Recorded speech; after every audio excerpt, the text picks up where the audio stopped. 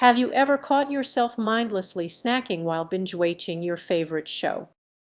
It may seem harmless, but this habit can lead you into dangerous territory. There's a hidden risk lurking beneath your mindful eating practices that you can't afford to ignore.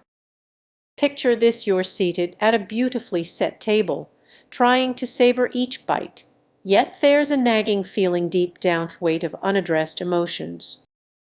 Many overlook how emotional intelligence impacts their eating habits, and this oversight can have serious consequences. Imagine a tough day drives you to dive into a tub of ice cream for comfort. It feels soothing, but there's a catch. This moment of relief can spiral into a cycle where food becomes your emotional crutch, distorting your mindful eating. You might not even realize it's happening.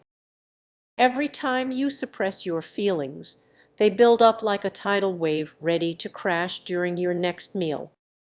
Suddenly, you're eating not just out of hunger but to drown out feelings of sadness, stress, or anxiety. Does this sound familiar? This emotional eating distorts your relationship with food, making meals feel tense. Have you ever felt guilt after eating, even while trying to be mindful? That's a clear sign something deeper is at play. Let's dig deeper. When was the last time you truly connected with your body while eating? For many, that's a rare experience. Instead, you might find yourself reaching for snacks during moments of boredom or restlessness. This is where the hidden risks of emotional intelligence come into focus. Ignoring your feelings means missing vital cues that could enhance your mindful eating experience. Imagine walking into a cafe, the aroma of coffee filling the air. You order a pastry not out of hunger, but to fill an emotional void. That's the crux of the issue. You're trying to satisfy a gap with something that can never truly fulfill you.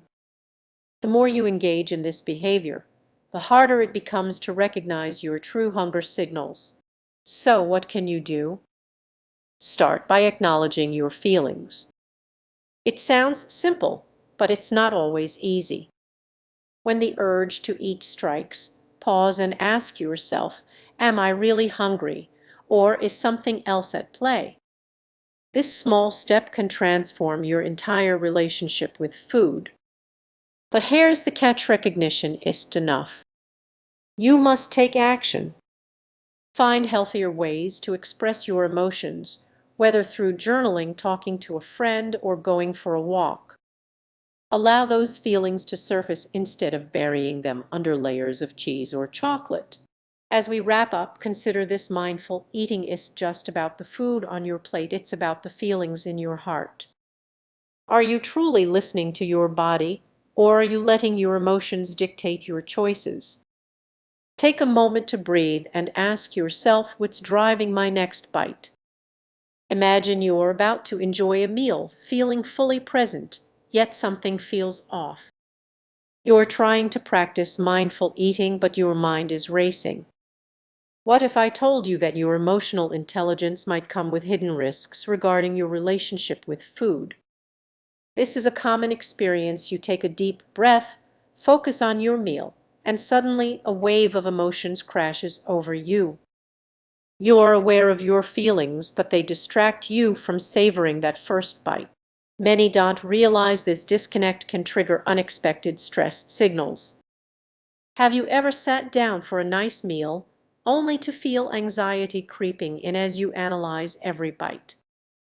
This is the hidden risk. While emotional awareness is valuable, it can heighten your sensitivity to stress. You want to enjoy each flavor, but your mind races with thoughts about your food choices or how you look while eating. Now, picture this: you're at dinner with friends and everyone seems to be having a great time. You want to join in, but instead you spiral into self-doubt, worrying about your weight and choices. Suddenly, that beautiful plate in front of you feels like a ticking time bomb. Many struggle with this internal conflict, unaware that their emotional intelligence can sometimes work against them. It's meant to enhance your experience, not sabotage it. The moment you start critiquing your choices, the joy of eating begins to fade. Here's where it gets tricky. You might think that being more aware of your feelings improves your relationship with food, but this heightened awareness can actually increase your stress, making you second-guess every bite. The more you strive to be mindful, the less you truly enjoy those moments.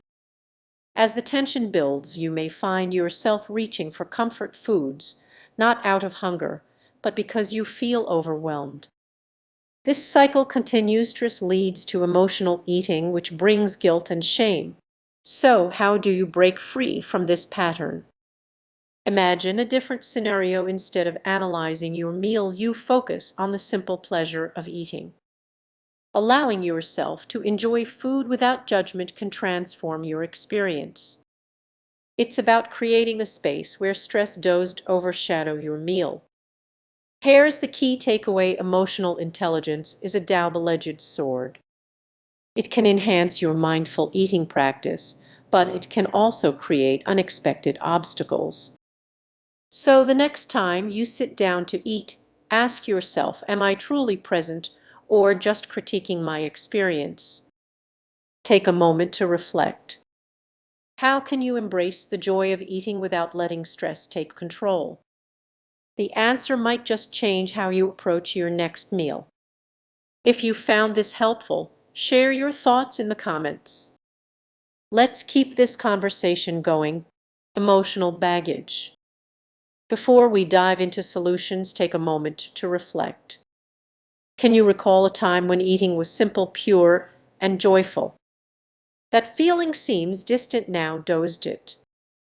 Take a deep breath. It's time to shift gears. What if you could regain control of your meals? Instead of letting emotions cloud your experience, you could adopt a new approach: acknowledging your feelings without letting them take over.